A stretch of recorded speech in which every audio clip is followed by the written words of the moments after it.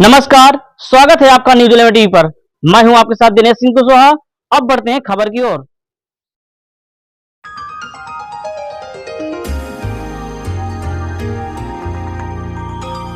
बातें भुलानी पड़ती हैं। खबर उन्नाव से है, जब भाजपा के चुनाव अभियान को धार देने के लिए गुरुवार को डिप्टी सीएम ब्रजेश पाठक उन्नाव पहुंचे। यहां उन्होंने दो जनसभाएं की। पहली जनसभा बागर मऊ में तथा दूसरी जनसभा शुक्लागंज में हुई। दोनों जनसभाओं में ब्रजेश पाठक ने भाजपा के नीतियों माध्यम से नगर निकाय प्रत्याशियों से जनता के से समर्थन मांगा। वहीं विरोधियों पर जमकर तंज कसे। मैं बता दें आपको, डिप्टी सीएम ब्रजेश पाठक ने चुनावी जनसभा को संबोधित किया। पहले चुनावी जनसभा उन्नाव के बागर मऊ क्षेत्र में, जबकि दूसरी गंगा घाट क्षेत्र में हुई। बागर मऊ क्षेत्र में बीजेपी प्रत्याशी पुनीत गुप्ता के समर्थन में जनसभा की। जहां डिप्टी सीएम ब्रजेश पाठक ने प्रदेश सरकार और केंद्र सरकार द्वारा कराए जा रहे विकास कार्यों का जमकर बखान किया। डिप्टी सीएम ने बागर मऊ तहसील क्षेत्र की सभी नगरीय निकाय के बीजेपी प्रत्याशियों को भारी बहुमत से जिताने की अपील की। डिप्टी सीएम ने कहा, इस समय भाजपा की डबल इंजन की सरकार काम कर रही है। इसे ट्रिपल इंजन की बनाने का काम आप लोग कीजिए।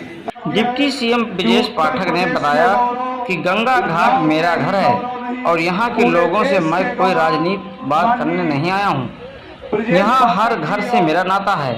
हर घर की कुंडी मैंने खटखटाई है।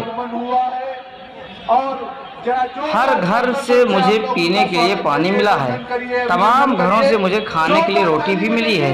मैंने पार्टी संगठन के सामने बड़े जोर शोर से बात कही कि पूरे उन्नाव में सबसे ज्यादा वोट से अगर कोई जीतेगी तो गंगा घाट से रंजना गुप्ता। गंगा घाट को सोच लेता है, जो तय कर लेता है वही पूरे जिले को मानना पड़ता है। आपको याद होगा, यही वह जगह है जहां हम खुलेआम सड़कों का प्रदर्शन होता था। यहीं पर वह गंगा घाट क्षेत्र है जहां सपा वाले लोग एक गाड़ी में कितने असलहे लेकर घूमते थे।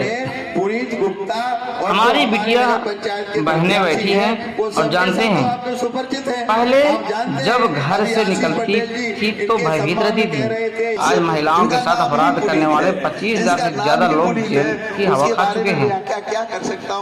भारतीय जनता पार्टी और निकलने का नंबर नहीं आ रहा है। ब्रजेश पाठक ने कहा कि गंगा घाट बिना मांगे ही सब उपलब्ध करा देता है। हमने भी यहाँ सांसद रहते हुए लोगों की बिना मांगे जरूरत को समझकर काम किया है। इस बार भी हम ये कहते हैं कि गंगा घाट पूरे जिले में नजीर पेश करेगा। और उत्तर प्रदेश में ऐसा आप देख रहे हैं रिपोर्ट न्यूज 11 से दिनेश सिंह कुशवाहा की खास कवरेज। पार्टी के सभी प्रत्याशियों को पार्षदों सहित जिताने की अपील आज हमने की है। बागर मऊ में पुनीत गुप्ता जी सहित सभी प्रत्याशियों को प्रचंड बहुमत से कमल के आगे बटन दबाकर जिताएं और नगर निकायों में ट्रिपल इंजन की सरकार को स्थापित करें। उत्तर प्रदेश में नगर निकाय चुनाव चल रहे हैं, क्या लग रहा है, क्या उम्मीद है? देखिए, भारतीय जनता पार्टी बहुत आगे है, विपक्षी दल बहुत पीछे हैं। खासकर समाजवादी पार्टी से सभी दल घरों से नहीं निकल पा रहे हैं, लेकिन भारतीय जनता पार्टी अपने कार्यकर्ताओं को लेकर माननीय प्रधानमंत्री नरेंद्र मोदी जी की गरीब कल्याण योजनाओं और योगी जी के लाइन आर्डर को लेकर जनता के बीच में है और जनता का अपार समर्थन मिल रहा है। प्रचंड बहुमत से बीजेपी जीतेगी। बागर मऊ की जनता, मैं आप सभी को सादर प्रणाम करता हूं, आपके चरणों में नमन करता हूं, आपका वंदन करता हूं, अभिनंदन करता हूं। आज दुर्गेश्वर के इस प्रांगण में मेरा सभी भाई बहनों, हमारे आपसे एक निवेदन है। 4 तारीख को बागर मऊ में मतदान होना है। 4 तारीख को केवल आप कमल का फूल देके आपको मोहर लगानी है, क्योंकि मेरे सनातनी भाइयों बहनों, आपने पिछले कई बार देखा है कि यहाँ पर वोट बढ़ जाता है, इसका फायदा विपक्षी उठा लेते हैं, निर्दलीय उठा लेते हैं। वो केवल भ्रष्टाचार करते हैं, अपनी जेब भरते हैं। कोई अपना घर बनवाता है, कोई लखनऊ में प्लाट खरीदता है, कोई नोएडा में प्लाट खरीदता है। मेरे भाइयों बहनों, केंद्र भाजपा की सरकार चल रही है, प्रदेश में भाजपा की सरकार चल रही है। अगर आप बागर मऊ में कमल का फूल खिलाएंगे तो मैं आपको विश्वास दिलाता हूं कि बागर मऊ में चौतरफा विकास होगा। आपका आपका नगर का विकास होगा, आपके गली मोहल्ले का विकास होगा। और बांगरों में एक निःशुल्क हमारी बहनों के लिए एक विवाह स्थल की बहुत ही आवश्यकता है, लेकिन उसके लिए आपको बांगरमऊ में कमल का फूल को जिताना है। बस मेरा आपसे यही निवेदन है, सिर्फ कमल का फूल, सिर्फ कमल का फूल। जय हिंद, जय भारत, जय श्री राम। काले जब 2017 में उत्तर प्रदेश में हमारी सरकार बनी तो मात्र सरकारी क्षेत्र में 13 मेडिकल कॉलेज थे। प्रधानमंत्री जी ने तय किया कि हम प्रदेश को, देश को जरूरत के मुताबिक डॉक्टर उपलब्ध कराएंगे। इस कार्य को आगे बढ़ाने का काम किया, जो सैकड़ों वर्षों से लोगों की इच्छा थी, इसको पूरा करने का काम किया। मंदिर की आधारशिला जब रखी गई, उससे पहले हम लोग चुनाव के लिए जब जाते थे, लोगों से कहते थे रामलला हम आएंगे, मंदिर यही बनाएंगे, तो लोग पूछते थे कब बनाओगे, तारीख तो बताओ। आज तारीख भी बता दी, दिन भी बता दिया। देश के यशस्वी गृह मंत्री ने कहा है, माननीय अमित शाह जी ने कहा है कि 2024 के पहले अयोध्या में भव्य रामलला का मंदिर का लोकार्पण आदरणीय प्रधानमंत्री नरेंद्र मोदी जी करने वाले हैं। दुनिया के पैमाने पर चर्चा हो रही है, सब लोग अयोध्या में प्रभु रामलला का मंदिर देखने जाना चाहेंगे। दूसरी बड़ी घटना प्रधानमंत्री जी के कार्यकाल में जो हुई है, भारतीय जनता हमारे नेता श्यामा प्रसाद मुखर्जी जी ने नारा दिया था, इस देश के अंदर 2 विधान 2 निशान नहीं चलेंगे। लेकिन आज मैं गर्व से कह सकता हूं कि हम उस देश के नागरिक हैं। जम्मू कश्मीर हमारा अभिन्न अंग है, जिसके लिए श्यामा प्रसाद मुखर्जी जी ने अपने प्राणों की आहुति दी। आज जम्मू कश्मीर अभिन्न अंग है, वहां भी तिरंगा भारत माता का आसमान की ऊंचाई की ओर लहराने का काम करता है।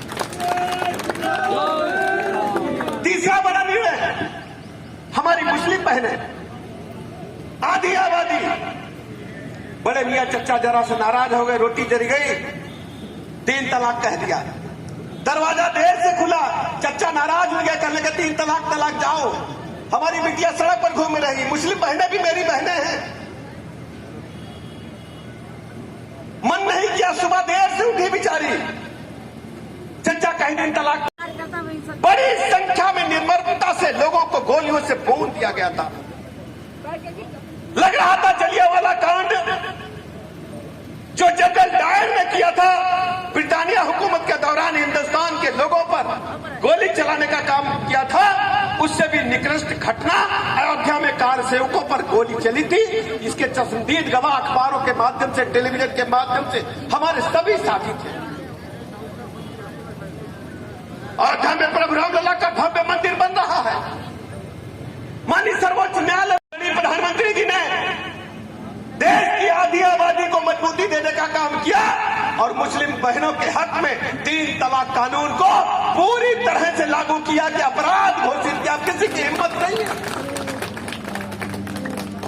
दूसरी तरफ विकास योजनाओं की झड़ी लगा दी। देश के हर नागरिक को पक्का मकान, बांगरमऊ में जाकर देखिए पक्के मकानों की लाइन लगी हुई है। गांव में जाकर देखिए पक्के मकान समाप्त करेंगे। हर बार हमारा चुनाव मैनिफेस्टो जारी होता था, संकल्प पत्र जारी होता था, लेकिन इस बार जब दोबारा सरकार बनी, एक झटके में 370 को निष्प्रभावी करने का काम माननीय मोदी जी ने, माननीय अमित शाह जी ने किया। कश्मीर के वो तमाम नेता जो कहते थे कि खून की नदियां बहेंगी, एक प्रधानमंत्री जी ने देश की आधी आबादी को मजबूती देने का काम किया और मुस्लिम बहनों के हक में 3 तलाक कानून को पूरी तरह से लागू किया कि अपराध घोषित किया, किसी की हिम्मत नहीं है। दूसरी तरफ विकास योजनाओं की झड़ी लगा दी। देश के हर नागरिक को पक्का मकान, बांगरमऊ में जाकर देखिए पक्के मकानों की लाइन लगी हुई है। गांव में जाकर देखिए पक्के मकान समाप्त करेंगे। हर बार हमारा चुनाव मैनिफेस्टो जारी होता था, संकल्प पत्र जारी होता था, लेकिन इस बार जब दोबारा सरकार बनी, एक झटके में 370 को निष्प्रभावी करने का काम माननीय मोदी जी ने, माननीय अमित शाह जी ने किया। कश्मीर के वो तमाम नेता जो कहते थे कि खून की नदियां बहेंगी, अब एक को दिखाई पड़ रहे हैं, कहाँ गए? लुप लुप ले रहे कि नहीं? बताओ, ले रहे? कौन दिखाई पड़ी बंदूक है? कोई प्लाट मकान दुकान चौराहे पर पड़ा, गले लगा दो सपा का झंडा। नारा लगाते थे कि समाजवादी पार्टी का नारा है खाली प्लाट हमारा है। टेंडर, ठेका पट्टी, लूट, हर सरकारी विभाग में जहां टेंडर पड़ा, दुई बंदूकें लेकर पहुंच गए, टेंडर करा ली, लूट। खनन माफिया, बालू, सीमेंट, रेता, बजरी, खुलेआम लूट मची है। उनके मंत्री आज भी भीतर हैं, याद है ना? आज मैं कह सकता हूं कि प्रदेश में कोई गुंडा माफिया सक्रिय नहीं है, या तो जेल में है या प्रदेश को छोड़ करके बाहर चला गया। एक भी माफिया गिरोह प्रदेश में सक्रिय नहीं। आपसी व्यवस्था में जो घटनाएं घटी हैं, हमने कड़ी कार्रवाई की, एक भी व्यक्ति को बाहर नहीं छोड़ा। हमने कार्रवाई की है वही भारतीय जनता पार्टी के प्रत्याशी। सब लोग मिलजुल करके कमल चुनाव चिन्ह को विजय सिंह दिलवाना, ये हमारी जिम्मेदारी है। मैं आपको भरोसा दिलाता हूं, मैं आपका भाई हूं, आपका बेटा हूं। आपके साथ कंधे से कंधा मिलाकर हमने काम किया है। सभी लोग एकजुट होकर के हमारे सभी प्रत्याशियों को जिताने का काम करें। मैं दोबारा सबका नाम लेता हूं। हमारे F84 से आदरणीय मिथिलेश कुमार जी, गंज मुरादाबाद से आदरणीय राम बेटी कुशवाहा जी, ओगू से आदरणीय निर्मला देवी जी, कुरसट से श्री अवधेश जायसवाल जी, और विशेष रूप से जिनके समर्थन में हम बागर में आए हैं, आदरणीय विनीत गुप्ता जी को प्रचंड बहुमत से जिता देना। इन्हीं लफ्जों के साथ मैं अपनी बात समाप्त करता हूं। भारत माता के, भारत माता के जय। उन्नाव जनपद के बांगरमऊ नगर पालिका के फोटो लेते जाओ, बैठते जाओ। आम चुनाव में हमारे बीच में उपस्थित हैं फोटो करा जाओ, बस खत्म हो गया। भारतीय जनता पार्टी के यशस्वी प्रत्याशी सब लोग हट जाओ। आदरणीय पुनीत गुप्ता जी, F84 की आदरणीय मिथिलेश कुमार जी, गंज मुरादाबाद के आदरणीय राम बेटी कुशवाहा जी, ओगू से आदरणीय निर्मला देवी जी, कुरसट के उन्नाव जनपद के लोकप्रिय सांसद आदरणीय साक्षी महाराज जी, जिला पंचायत की लोकप्रिय अध्यक्षा आदरणीय शकुन सिंह जी, बांगरमऊ के लोकप्रिय विधायक आदरणीय श्रीकांत कटियार जी, जिले के पूर्व अध्यक्ष आदरणीय राजकिशोर रावत जी, चुनाव प्रभारी आदरणीय वीरेंद्र प्रताप सिंह जी, जिला संयोजक आदरणीय प्रवीण सिंह जी, जिला महामंत्री आदरणीय आशीष वाजपेयी जी, चुनाव संयोजक आदरणीय गिरीश वर्मा। माननीय प्रधानमंत्री जी केवल भारतवर्ष ही नहीं, पूरी दुनिया के सर्वाधिक लोकप्रिय नेता।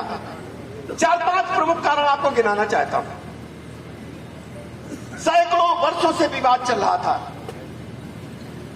कि अयोध्या में प्रभु रामलला का भव्य मंदिर बने। लोगों की छाती आंदोलन हुए, लाठी चली, गोली चली। सपा के तो नेता ने गोली चलवा दी थी कार सेवकों पर। बड़ी संख्या में लोग मारे, कत्लेआम हुआ था, खून की नदियां बही थी। अयोध्या के उस पुल पर जो राम जन्मभूमि की तरफ जाता है, का कमल का फूल है। अगर भारतीय जनता पार्टी के साथ उन दलों का जो आपके खिलाफ चुनाव लड़ रहे हैं नगर निकाय, अगर तुलनात्मक अध्ययन आप करें तो कहीं आसपास भी। न्यूज 11 इंडिया टीवी की लेटेस्ट अपडेट पाने के लिए हमारे चैनल को जरूर सब्सक्राइब करें। नोटिफिकेशन पाने के लिए बेल आइकन जरूर दबाएं। अब लेते हैं छोटा सा ब्रेक, फिर हाजिर होते हैं कुछ अहम खबरों के साथ।